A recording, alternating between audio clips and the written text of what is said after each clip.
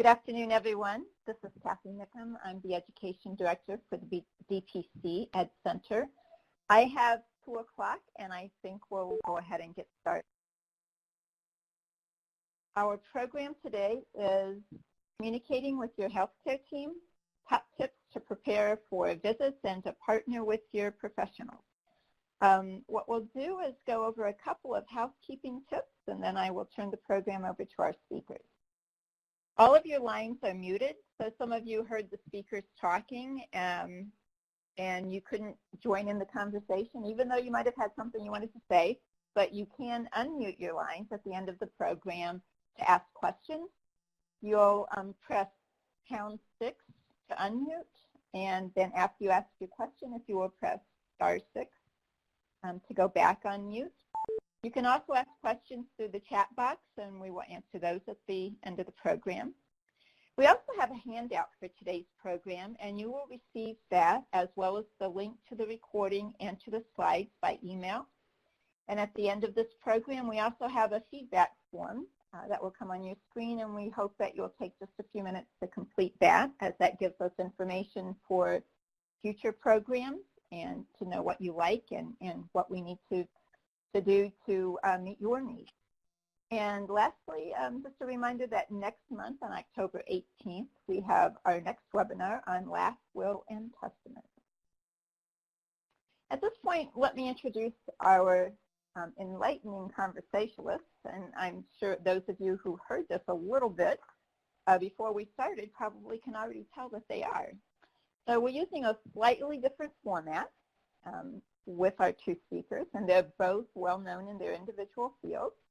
And after the discussion, as I said, we'll open up the program for your input and your participation. I'd first like to introduce Edward Leigh, who is the founder and the director of the Center for Healthcare Communication. He's a health educator who's been a guest on many national television shows. And we also have Steve Wilson with us today, who's the founder and director of the World Laughter Tour. And he's a psychologist who is also a member of our advisory council for DTC Ed Center. And at this point, I am going to turn the program over to Steve and to Eddie. And Steve, I will let you take it and start the program. Thank you. Thank you, Kathy. It's just great to be here and looking forward to sharing information with everybody that's online and everyone that will hear this recording later on. I'm going to be talking with Eddie Leigh, Edward formerly, but Eddie, about how we're going to communicate with the healthcare team. This is personally interesting and important to me because I've had my share of healthcare challenges. We've been hospitalized a few times, and looking back, wishing, boy, I wish I knew more about communicating then. And I'm looking forward to what I'm going to learn now because I'm seeing doctors, several times a year for my own follow-up, my own health, and the whole family's involved in that. So Eddie and I have been friends. Hi, Eddie. Can you hear me? Let's just check that out. Yes. Okay. Eddie and I have known each other for, we're figuring out, a little over 20 years. And we got started knowing each other because of our interest in being good speakers, professional speakers. And Eddie was a very personable young man. He's still personable, not so much of a young man 20 years later, but Eddie, tell us what you were doing. You remember what you were into when you and I got together, and how did that lead into your interest in the importance of good communication with a health care team?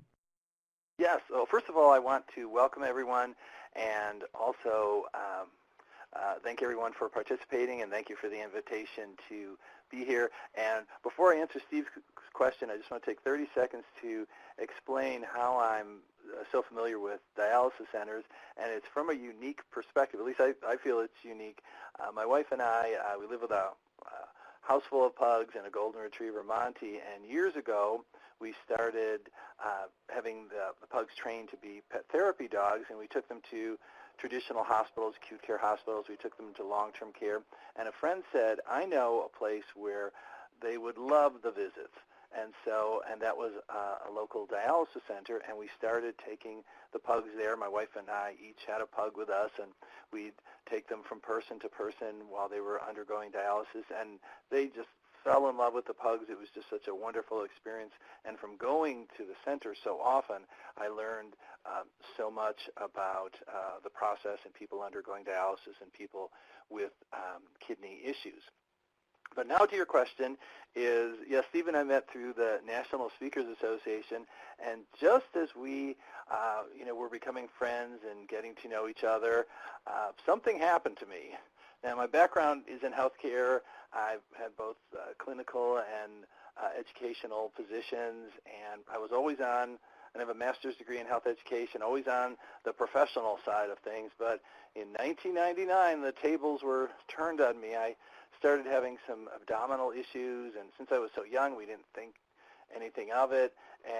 But the abdominal issues continued, and finally, my doctor decided we needed to do more testing, and he said I need to have a colonoscopy, which is not a bad test. People always get scared when they hear about it. Yeah, the prep, the day before you have to go to the bathroom, several times, but the test itself is not bad. I just dozed through it.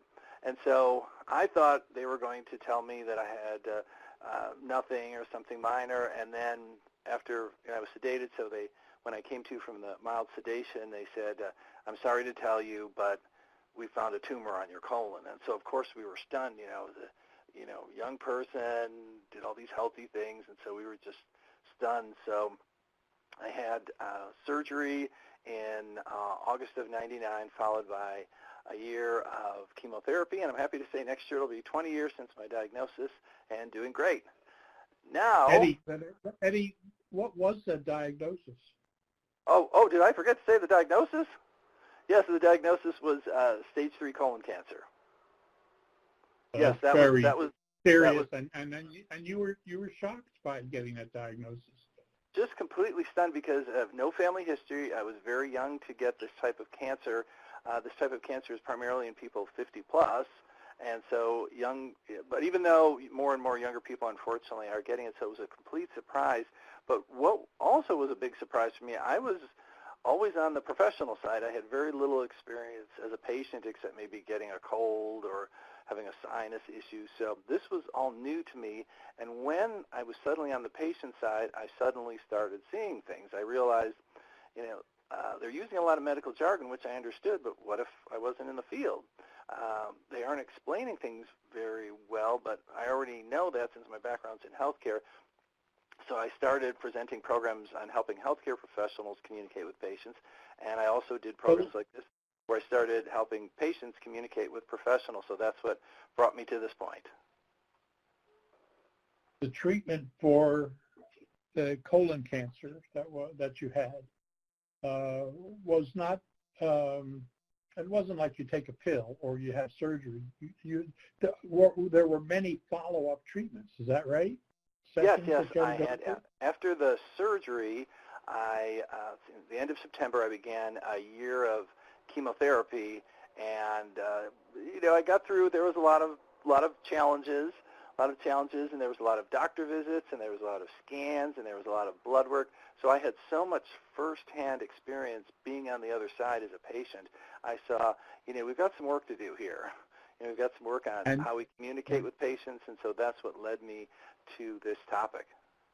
Where did you do the chemotherapy? Was that in a hospital or another place? Yeah, I went to an infusion center, which is actually, and after the chemo experience, when I went to the dialysis centers, it was actually a very similar setup. So going to the dialysis center, I felt like, I understood what people were going through from being in those chairs. That's right. You not only have the diagnosis and the treatment, but you're dealing with a healthcare team more or less over and over and over again. Yes. And I learned a lot along the way, being on both sides of the fence, being the professional and the patient.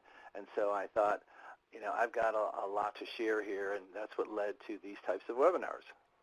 And the insights that you learned, the things that you learned, you you not only are teaching to patients, but you're teaching them to the healthcare professionals and family caregivers, right? This is something everybody needs. And teaching the professionals how to communicate with patients and teaching the patients how to communicate with professionals, because it's a team effort here. And both parties come to the table with a lot, and both parties could learn how to effectively communicate with each other.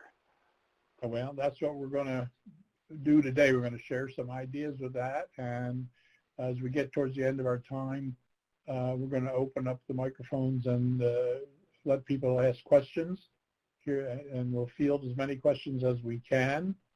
I like to say that ahead of time, because when I was a classroom teacher, I discovered that if you suddenly stop lecturing and say, are there any questions, people aren't ready. You have to count to 10 and let people formulate the questions. So everyone who's listening now can be thinking, what else would you like to know besides what we're talking about? And you'll get a chance later on.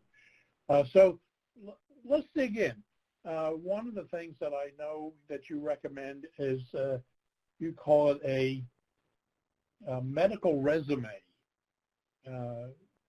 What is a medical resume? Well, first of all, when we're seeking a job, we put together a resume of our education, of our experience, of our qualifications. So it's very similar to the kind of resume we would have for finding a job, except it focuses on our medical needs. And I've got a slide that reviews it. And this slide is more detailed information is in a handout which is available after this session. And to give you an example of why a medical resume is so important, it's a summary of all your important health information. And this is a perfect example of why it's important. Last year I was invited to speak at a patient-oriented colon cancer conference. And what had happened is one of the people, since a lot of the people were in active treatment, one of the people started feeling very sick. And fortunately, the hotel we were at was attached to a hospital. So they of course went to that hospital. But the thing is, when they were talking to the people from the hospital, they had to think, okay, I'm taking this medication. I don't remember the dose. I don't remember and I'm taking this medication. And let me try to remember my doctor's name. I don't know his phone number. I could Google it. So it was very difficult because he or she was not feeling well, and there was some issues in conveying all this medical information. So that's where a medical resume comes out. It's a 1 to 2 page document. Now, some people could do all on 1 page. I have 2 because I have had some significant medical issues, as you heard before, with the colon cancer experience. So it's a 1 to 2 page document, and it has your most significant medical information. It's got, of course, your contact information, address, phone, email, that information, list of medications, and not just the list, dosages, how often you take them, allergies. And with the allergies, you want to say, what your issue is. Like I have a self-allergy, and I have an issue to the iodine using CAT scans. And my self-allergy, it was mild. I had a rash, but the iodine one, I had a life-threatening reaction. So I mentioned that. Mention any surgeries, other significant health issues. Mention your healthcare professionals, their specialties, phone numbers, personal and family medical histories, emergency contact information, and info about your insurance. So this way, if you're traveling and something happens, you could say, I've got it all here. But it's not just for traveling. Let's say, let's say you're seeing a new doctor, and this doctor is not connected with your other healthcare professionals. So you could just hand over this information, and it makes their life easier, it makes your life easier, and also it reduces the risk of a misdiagnosis or missing information because it's all there. That's a very important benefit. No, we want the diagnosis to be accurate, and the information has to be accurate. I know when I go for my doctor follow-up visits, I always take, not as complete as this, I'm going to look at it, but I always take a list of my medications and the allergies, and I make a copy that they can keep. And it seems sometimes they're very surprised and very pleased to, hand it over. And sometimes a nurse or an associate is copying the information into a laptop computer, maybe right there in the examining room. I wonder if you've seen the suggestion that one way to handle some of this is to use your smartphone and actually take pictures, take photographs of the medication vials that have the information right on the label. Oh, absolutely. I recommend that, or actually bringing the bottles with you. Because if you just say, well, I'm taking this medication, and, well, I don't remember the dosage, or sometimes when I talk to people about their meds, they say, well, I'm taking a blue pill and a green pill, and so this way, if they have the medications, it's very helpful. And having, of course, I have a Word document, but I could also pull it up on my phone, and it just makes the healthcare professional's life a lot easier. It makes your life a lot easier, and it reduces the risk of any potential misdiagnosis or misinformation. When you brought up an important point about the difference between visiting a healthcare professional that's part of a team or part of a hospital that you've been affiliated with, and versus one that's different or strange, it's out of town, it's in a different place. What I'm finding now is that very, very modern approach to technology is this thing called the patient portal, where with certain hospitals and some of my doctors that are affiliated there, all of my history is available to them. I don't have to bring it in. They get on their computer and they're reviewing, everything that they could have in that history. It's called a patient portal. Oh, yes, so I have one too. Those are absolutely excellent. You could look at your information, download information. It's absolutely great. The only downside is that it's not a universal system where every healthcare professional could connect to. It's only that system. So if I know what happened with my mother, she was in one system, and if I would take her to a doctor that say was in private practice and wasn't connected, he didn't have any of that information. So that's where the medical resume came. But I wish there was a universal system where everybody was in one system, but for physicians and other healthcare professionals in that system, it's ideal. They could just click a few buttons and they see everything. But there's one thing about why I think this medical resume is so important, because a healthcare professional, when they pull up your information, they could only see one page at a time.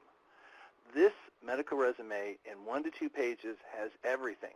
So, your allergies might be on one page and they might miss that, or they might miss a medication, but this way you've got 1 to 2 pages that has everything, so it's unlikely that something would be missed.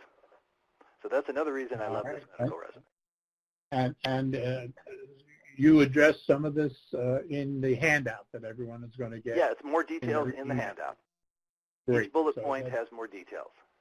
We're going to extend the learning by providing everybody with additional information. Right. So we can put all this together. What do we need to do? What do you want everyone to know about getting ready for a visit? We're going to have an interaction with healthcare professionals. We're going to dialysis, infusion, examination, whatever it is. The first thing, to get ready? Yeah, the first thing I recommend, of course, is you have your medical resume with you. You have your medical resume with you. It's got all your information, especially if you're seeing, like, for example, if someone is seeing a nephrologist, but say they also have allergy issues, or they see a cardiologist. This way, you could easily take this information everywhere. So bring the medical resume. And also, this is a very significant point that I learned the hard way. Write down your entire story, not just a symptom. So instead of, when you're seeing a healthcare professional, say, oh, I have a stomach ache. Instead of thinking about that, think about what your story is and what the medical research has found in terms of how healthcare people interview patients. And once again, I love healthcare people. I'm a healthcare person. But the problem with that I'm working on with healthcare professionals is focusing on stories, not symptoms. Because if you focus on symptoms rather, not story. Let me try that one. Focus on the story, not the symptom. And here's an example of how I was misdiagnosed because of this very issue. Now, this is going back about 20 years. I started having these sinus headaches, so I went to my family doctor, and at first he said, let's try some over-the-counter medications. That didn't work. And then he said, I think we may have an infection going on here, so we're going to try a round of antibiotics. That didn't help. So he said, I think we need to send you to an allergist. I think there could be an allergy issue here. So I went to the allergist, and that's when they were doing the little pinches on my arm, and they discovered that the mold really blew up big. The mold was significant. So he said, okay, we know what's going on here. You have allergies to molds. We want to put you on allergy shots, and this should take care of those sinus issues. Went through 2 years of these shots, and not only did my headaches not improve, they got worse. So I stopped the allergy shots, and then for the next 7 years, I'm bouncing around to different doctors and practices. And then finally, my doctor says, well, we've got a new allergist here. I'd like you to see her, and maybe she has a different spin, a different perspective. So I said, okay. So I went to see her, and all the other healthcare professionals I worked with, as soon as I started talking about my sinus headaches, it says worse on the right, worse on the left, worse when you stand, worse when you sit, worse in the morning, worse in the evening, all these quick questions. And she did something very different. She said, tell me about your headaches. So I says, well, it hurts over here, and then it starts throbbing and throbbing. And so at this point, she didn't ask any details. She just said, go on. And I says, well, then my whole head feels like it's swollen, and then sometimes I actually start to feel nauseous. And then she said, go on. I said, well, sometimes I feel so nauseous I actually vomit. And then she had a notebook open. She closed the notebook, and she said, we're not doing any allergy testing today. And I said, well, what's the reason? Well, you don't have sinus headaches. You have migraine headaches. And then she put me on medication, and I've been doing great since. And the reason is, and I'm not blaming myself for it, I was just thinking about, unfortunately, the way the questions were asked to me, is the focus was on a symptom, not on my story. So what I recommend when you're going to see a healthcare professional, instead of saying, oh, my stomach hurts or this hurts, think about your story. When did it start? Does better or worse after meals, how it feels in the morning, how it feels after you're lying down. So when you talk to them, you could provide your story rather than just a symptom. And what the research has found, this could reduce your risk of what happened to me, a misdiagnosis. Now, the thing is, your healthcare professional might want to throw in worse on the right, worse on the left, worse up, morning, evening. And so now when people do that to me, I'm always very polite. I just say, I just have a few more things I wanted to add, and then we could get into some of the details. I make sure they hear my story, and then we could talk about, more details afterwards. And what the research has found, if patients think about stories, not just the symptom, it reduces the risk of a misdiagnosis. So recommend the story approach. And also write down your questions ahead of time. And what I do is I write them down, I type them out, and then I leave blank space. And I usually take a clipboard or a notepad because I have to write on my lap sometimes. And so I write my questions out, and I leave space to write. And also, depending on what kind of medical issue it is, I always I would take a family member or a friend along, because my first few appointments after my cancer diagnosis, I was not emotionally equipped to hear everything very well. So my wife or another family member would always come with me to listen, because I was, so, startled by the day. Here was a young person diagnosed with, advanced cancer. It took a while for me to, deal with all this. So that's why having a family member, friend, if it's a significant issue, take them along. So all these things will help you prepare. I think it's a good idea for us to acknowledge our feelings. We're nervous. We're worried. It's very stressful for, especially as the patient, can be for the family member too. But when you're under that kind of stress, you don't necessarily hear everything or remember everything that's being said. So having somebody with you as an advocate, somebody who can ask questions and be aware of moving things along, and that's been so important for me, and I know it's a great piece of advice for everybody. And the story reminds me of the founder of medicine, Hippocrates. He was teaching the physicians. He said, if you want to do accurate diagnosis and come up with good treatment plans, you need to know a lot about the patient and their life, their personal life, their lifestyle. That helps. So there's a little bit of a kind of a self-disclosure and a closeness that we need to get used to. And hopefully the healthcare team is interested in asking about that. Oh, absolutely. They need to see you as a complete person. That's why I believe in something called person first language or people first language, where instead of saying a diabetic patient or a dialysis patient, say a person undergoing dialysis, a person with cancer, a person with diabetes. It's very important to say they're a person first, and their illness is just one part of who they are. Well, I was hospitalized for several weeks early this year, and the floor I was on was undergoing some renovations. So they were fixing up the patient rooms that they would be better. And one of the improvements they promised, they said, we're putting in a better call button system. So if you need the nurse, this system's going to work great. And they moved me into one of the rooms that had been renovated, had a big flat screen TV, very nice bed, all the bells and whistles, and the new call button system. The only thing that went wrong was the new system didn't work. And sometimes to get the nurse's attention, I used my cell phone. It was very nice. You could take your cell phone into the hospital. And I would call my wife. And my wife, who's at home, would call the nursing station and say, Steve needs some attention. Can you send somebody in there? Oh, my goodness. What a way to get their attention. Right. And they'd come right in. They were very good about it. But having that advocate, having somebody you can reach out to and say, I need this or something, and they'll handle it for you. That took a lot of stress off of me as the hospital patient. Yes. Yeah. So that's a great and an important idea. And not just for being hospitalized, for going on treatments or just going for follow-up visits. It's a good thing to do.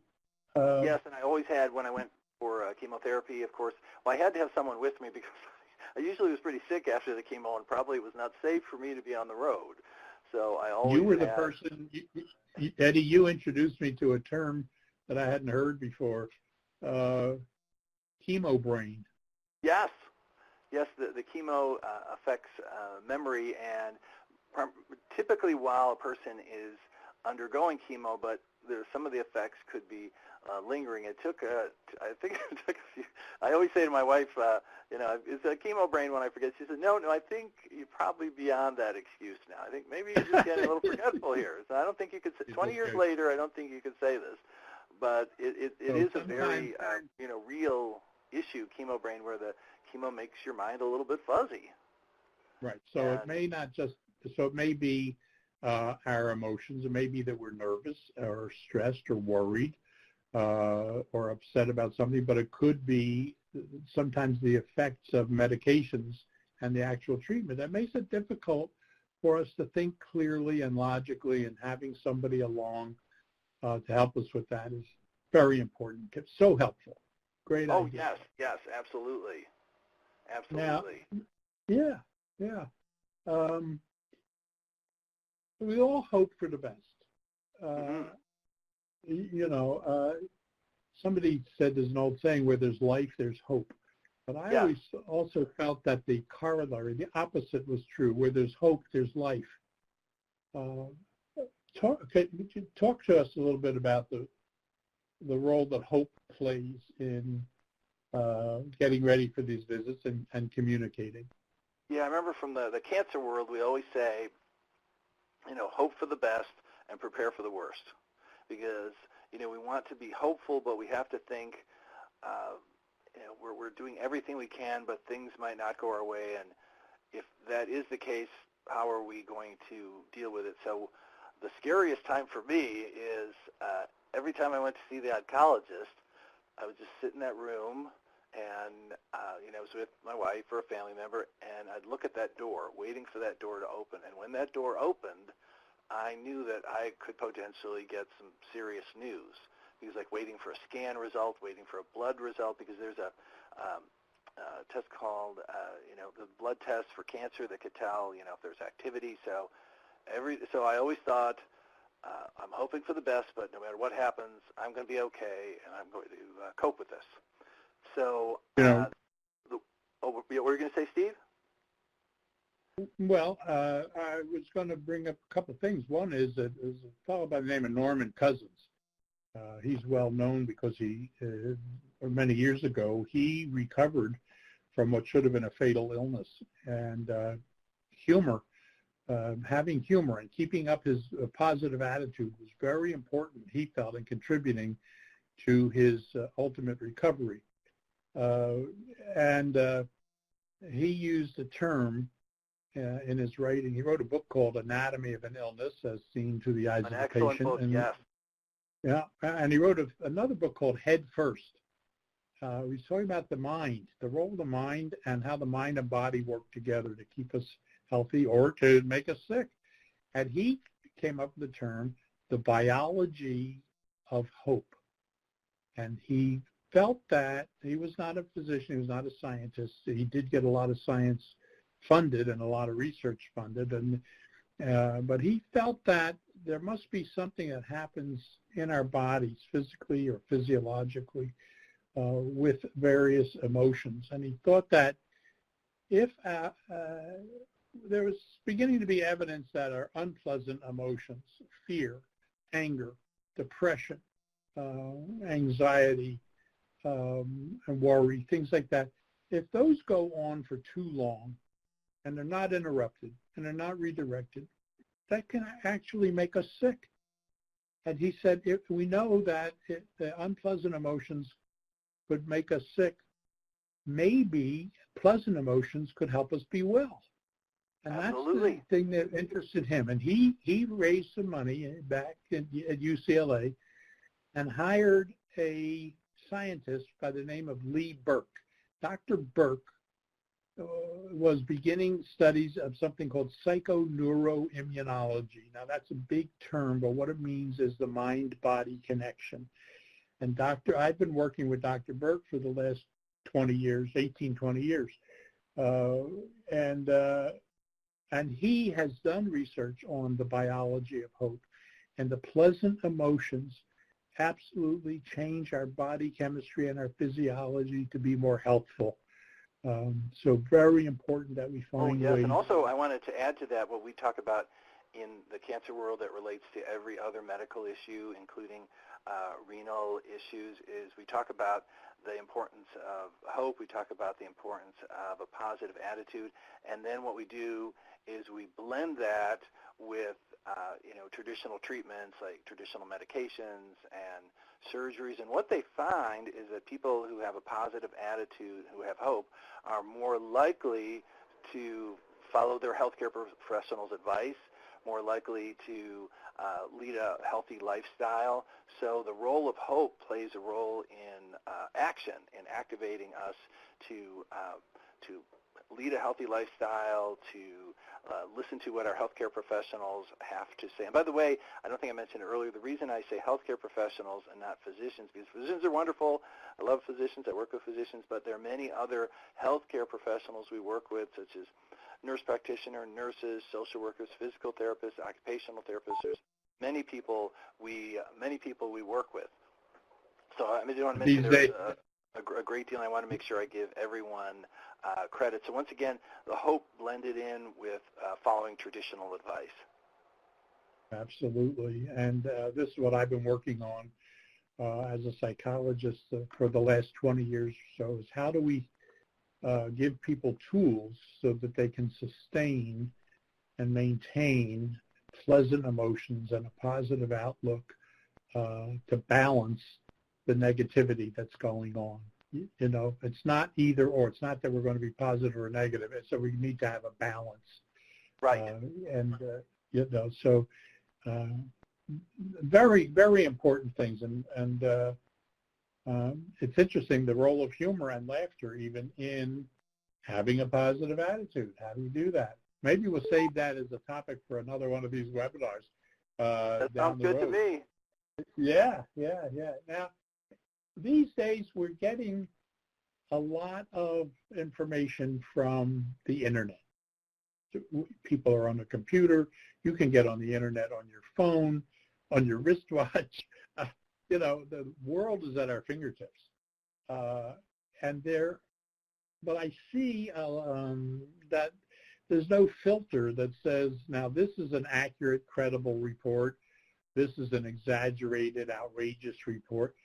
How do we get good information, for instance, electronically from the internet? That I call myself NNE when it comes to the computer. That stands for not nerdy enough. There's certain things I just can't figure out on the computer. But for other things, Eddie, I'm JNE. That means I'm just nerdy enough.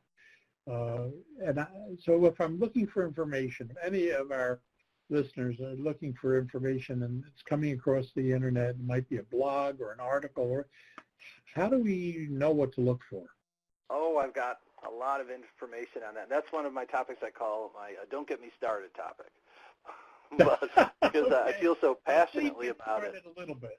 But I'll start for you. I'll start for everyone here. And because there's so much wonderful information on the internet, but there's also a lot of very inaccurate and false information on the internet. And the first thing when you go to Google, and in the healthcare field we often talk about consulting with Dr. Google. And the thing is, when you type something into Google and whatever comes up first, it might not be the best. It might just be who paid the most money to be listed very high. So just because it comes up. Let me just straighten this out. I put in a search phrase, dialysis or renal or whatever. Yes. And say Google or one of the search engines. So a list comes up, and what you're saying is that they're not in credibility order. The things that no, they're in how much. Oftentimes, it's how much money the person or organization has to put in. So an organization listed high. They can pay to be high on the list to come up first. Yes. Okay. Good to know that. So that's important to keep in mind. So just because it comes up first doesn't necessarily mean it's the best. And also, if you want to, just a little quick techie thing here, if you want to find things as a group, let's say someone went to Google and typed in dialysis centers, New York.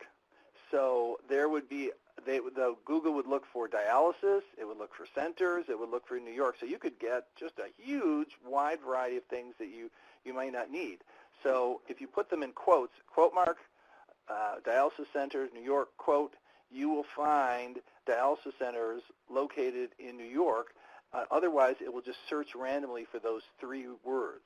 So when I'm looking for something very specific, I will, put them in quotes. Like if I'm looking for something related to colon cancer chemotherapy, I won't put colon cancer chemotherapy with just as is. I'll put a quote around it so it'll find it as a unit, so it narrows down the search. But I'm already less nerdy. You see, you're helping me out. It narrows it down, because this way, if you put in dialysis centers, New York, you get dialysis information, you get centers information, you get New York. You might get a New York travel site. So if you put them in quotes as a unit. What about all websites have at the end of the address for the website has what they call an extension. Typical is .com, but there are other things that I think you're wanting us to know about. Yes, and that's the most vital. That's the most vital piece. That's the most vital piece to determine, is this legit? And first, the first I want to mention, the most legit is the gov.gov and .edu university schools. They offer excellent evidence-based information. When I'm looking at a healthcare site that's .gov, .edu, I know I'm getting unbiased, excellent, evidence-based information. I always recommend that, those are my top favorites. Those are my top favorites. Now, .org is traditionally a nonprofit organization. However, there's something about .org that a lot of people aren't aware of. Anyone could get a .org site. Anyone today, we could go to GoDaddy and we could get a .org site. So just because it's .org doesn't mean it's a nonprofit. So some sleazy people sometimes will get a .org site to try to sell untested health remedies because people are going to say, oh, it's .org, it's a nonprofit, it's fine, I don't have to worry. But just because it's .org doesn't necessarily mean, but most .orgs are wonderful nonprofits. There's just a small handful that you have to be careful of. And then the last is .com, which is commercial. So the thing is, there's actually a lot of wonderful .com health sites, but there's a few things that's important to know about these sites, or even the unscrupulous people who use the .orgs, is if I'm looking at one of these sites, the first thing I think, are they selling something? Because if they're selling something, that's a red flag that they're selling some kind of magic potion or some magic pills that cure everything. Now, for example, if there's one pill that cures everything, that's immediately, that immediately tells you it's bogus. And also I look for other things. Sometimes I'll go to these sites and I'll have one person who had this miraculous cure.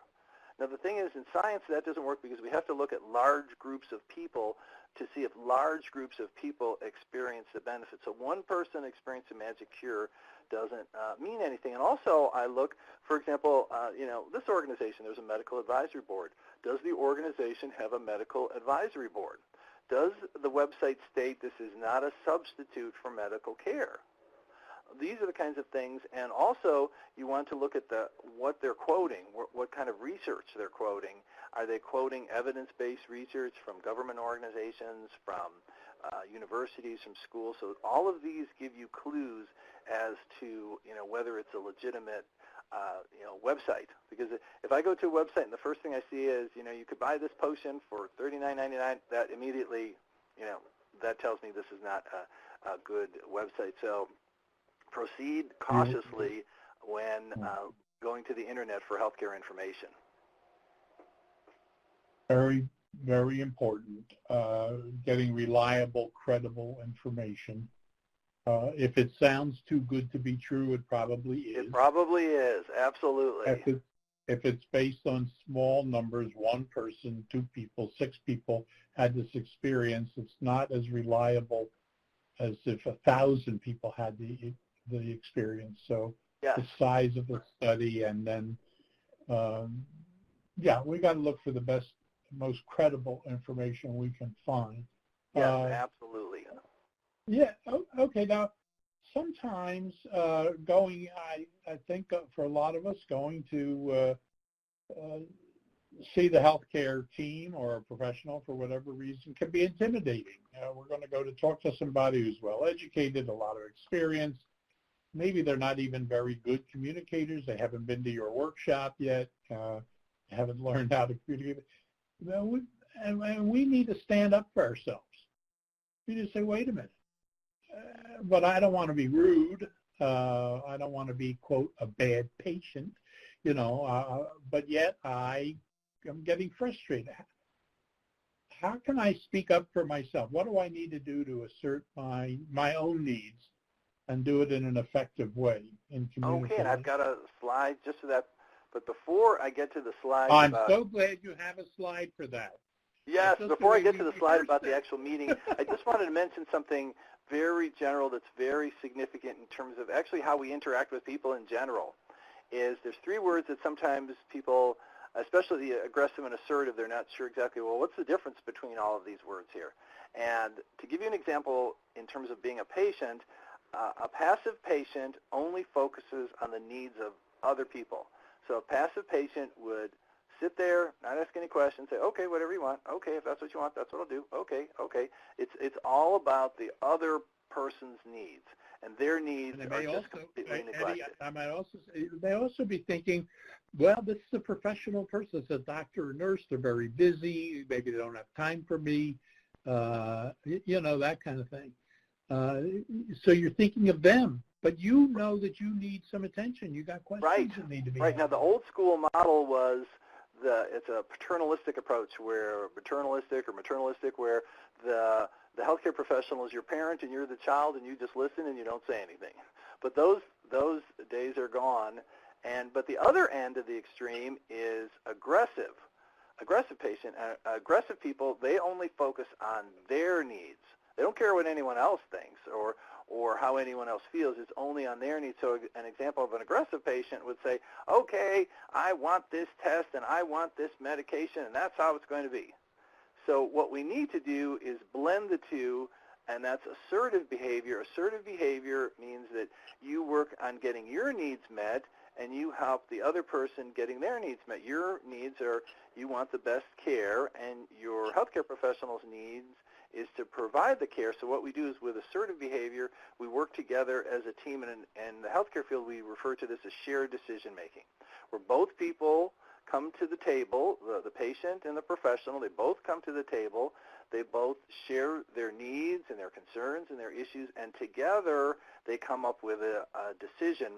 And to give you an example of how this could be an issue is my first oncologist. He was a very sweet man. He was very wonderful. And every time I would suggest something, he would say, oh, don't worry about that. I would say, well, I've heard about clinical trials. Oh, don't worry about that. Well, I've heard about this medication. I have this article. Oh, don't worry about that. Everything I said he would dismiss. And also, in terms of his social skills, he never gave me a prognosis. Even though working in healthcare, I knew exactly what my prognosis was. It was actually about 50-50. I had a 50-50 chance of surviving. So during one meeting, he suddenly said to me, is there a place you've always wanted to travel to? Now's the time to go. And I thought, oh, my goodness. Oh, my God. Oh, my. I said, okay, it's a bye-bye to this person. And I found a new oncologist who was wonderful, who engaged in shared decision-making. She would listen to what I had to say. We would come up with a plan, and it was a wonderful effort because we were both assertive. We each had our needs, and we blended our needs together to come up with the best solution. And now thinking about this scenario, we'll look at the next slide. And when you're meeting with healthcare professionals, I always emphasize, sometimes people say, well, you have to go in and you have to say you want this, and that's the only way you're going to get things done. Once again, you could still have your needs met and with shared decision-making and still be a pleasant person. Follow the ABC rule. Always be courteous. I do this with everything. I was upset with something my cell phone provider did, and I called them up, and they made a pretty big blunder, but I was still very pleasant because yelling at them is just not going to be helpful, and they probably won't want to work with me if I yell at them. So even though they did a big blunder, I was still extremely pleasant. I was friendly. So the ABC rule, always be courteous. And when I say share evidence... And the chances are, Eddie, that if you call in because you got a problem, the person you're talking to on the phone had nothing to do with creating the problem. They're just answering the phone, trying to help the customer. Right. That's why I said I know this, is nothing directly related to what you've done. And so, but the next thing, now keep in mind, I'm a healthcare person, I'm a science person. Healthcare people, we're science people. So let's say you want a certain treatment or you want a certain test. So instead of coming and saying, oh, I want this test, and then I said, well, what's the reason you want it? Oh, my neighbor said I should have this test. Healthcare people aren't going to listen to that, but if you walk in with an article from a reputable journal and say, there's this journal article that says this new treatment has proven to be effective, and I would like to talk to you about this treatment, that they're going to listen to. But saying, oh, the neighbor said I should have this test, that they won't listen to. And also an issue with medical jargon, a lot of patients often... Wait, Eddie, let me just... Oh, sure. 30-second timeout, just to remind everybody who's listening. We're going to finish offering this advice, and then we're going to open up the mics for people to ask questions. What's on your mind, those of you who are listening in? So be thinking about any questions you want to ask. We're going to get there in a couple of minutes. Wrapping this up in just a moment then. I'm looking forward to the questions. But a few other things with medical, people always say, I don't understand what they're talking about. I don't know, what they're saying to me, and what should I say to them? Well, once again, it goes back to the ABC rule. Instead of saying, I don't understand what you're talking about, I don't know what you're saying.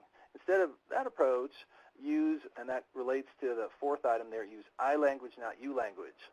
Say, I'm not familiar with those words. Could you please explain them to me?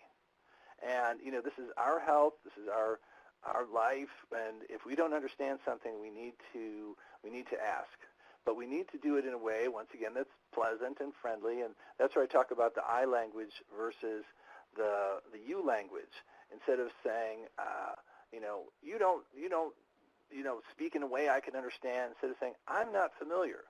So I language is much friendlier rather than you language. You better do this and you better do that versus, I feel I need this based on this research. So we want a you language. It's very harsh. I language is very pleasant and comfortable. And also what I recommend is after you're done talking to a healthcare professional, summarize to make sure that you understand what's going on. I always do that after a medical visit. I said, okay, I understand, we've talked about these 3 things, and I understand next we're going to try this medication or try this therapy, or I'll go on this, try this food you mentioned that should be helpful because, with a colon cancer, you have some GI things going on over here.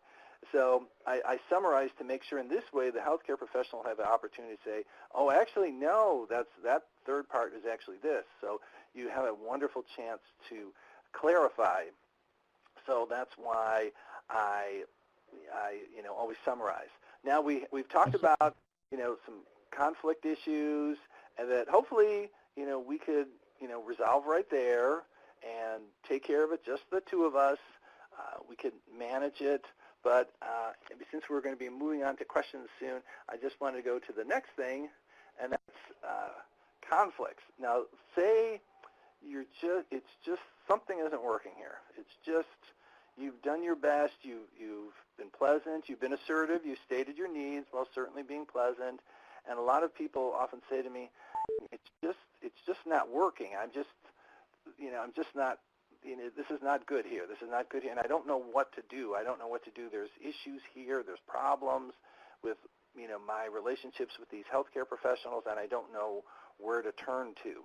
So a lot of it depends on the setting. For example, a medical practice, a dialysis center, what I would recommend is speaking to the practice manager or the manager of the center, and once again, being very pleasant, and writing down what your concern is, and also writing down how would you like this to be resolved. What's the resolution here?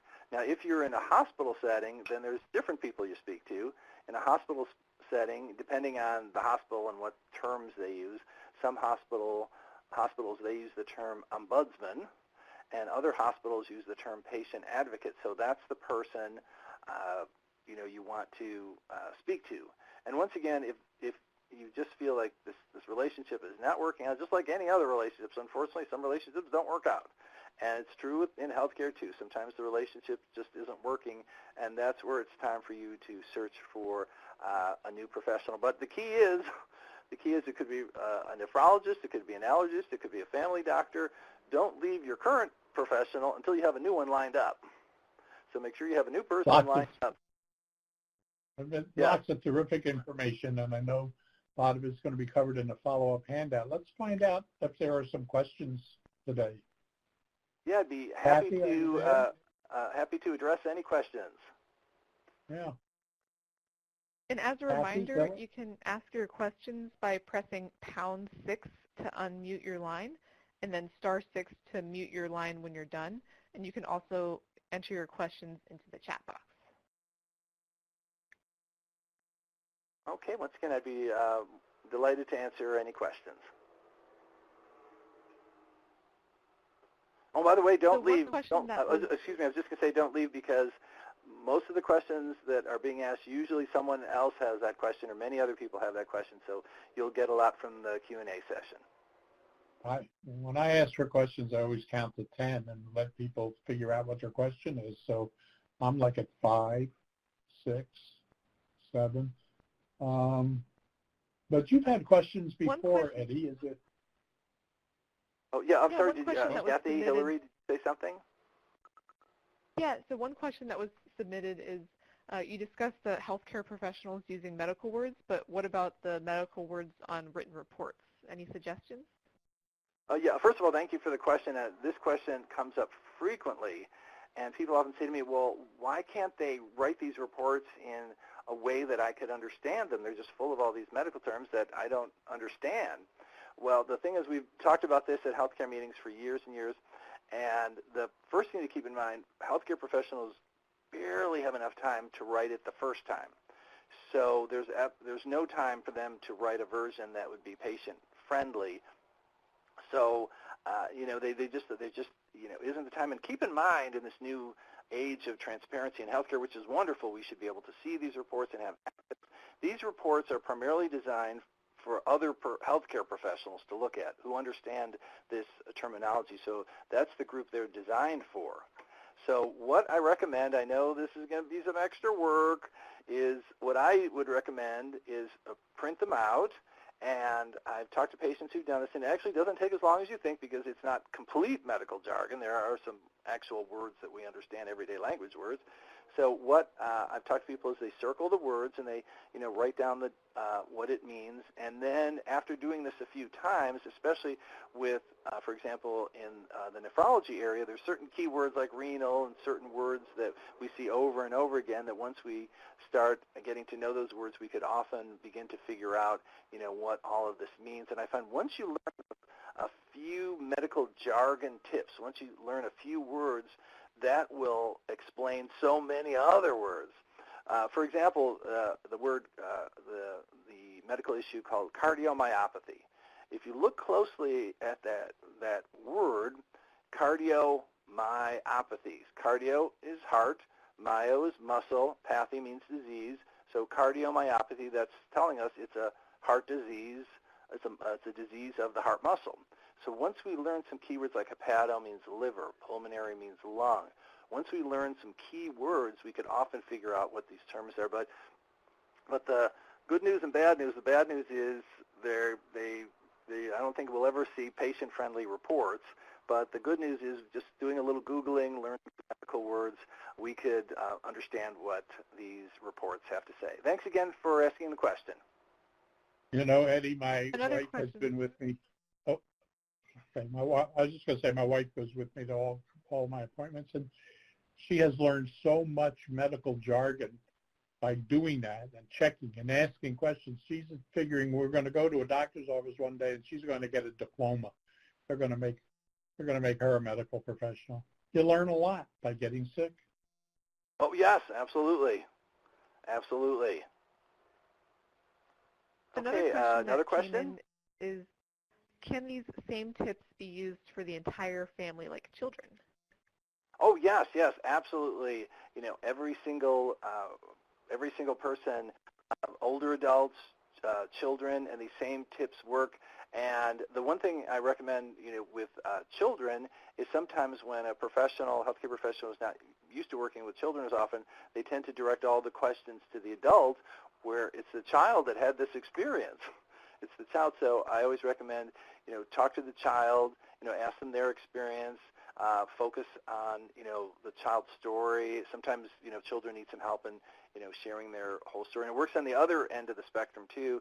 When my mother was older and I was taking her to appointments, the healthcare professionals tend to look at me and ask me the questions. And I say, Mom's right here. Ask her. It was like, she wasn't present. I said, is she taking her medication? Is she eating a healthy diet? And then Mom would answer. So it absolutely works with everyone in the family. Thanks so much for the question. Other questions? I'm looking at the time. I think we need to maybe put a bookmark in this. I think that is all the time that we have questions for. And okay. Eddie, I thank you very much for your enlightening conversation and sharing with us today. And Eddie, would you like to make just any final remarks here before we close? Yeah, just two quick things, because I talked about how I got to know dialysis centers so well. I just have to show some quick pictures.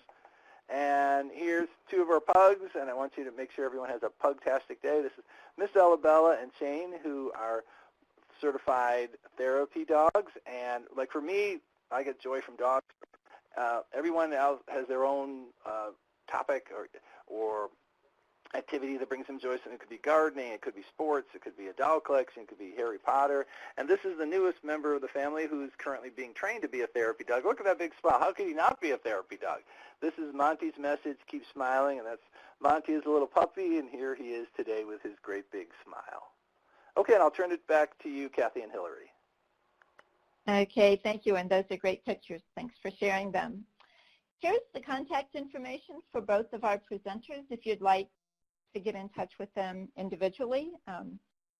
You certainly can, and we also, as a reminder, we will be sending these slides, so you will be able to get this information if you don't write it all down right now. You'll also be getting the recording, and you also will be getting the handout. So again, I thank both Eddie and Steve, and I thank you, our audience, for attending today. And just one quick reminder again, please complete the feedback form. And I guess there is a second reminder, which is please join us on October 18th for the webinar Last Will and Testament. Steve Wilson and Dr. Joel Schwartz will be joining us at that point. So thank you, everyone, for being here. And we'll look forward to seeing everyone next month. And Steve and Eddie, thank you again. Thanks for having me. It's been my pleasure. For the next one.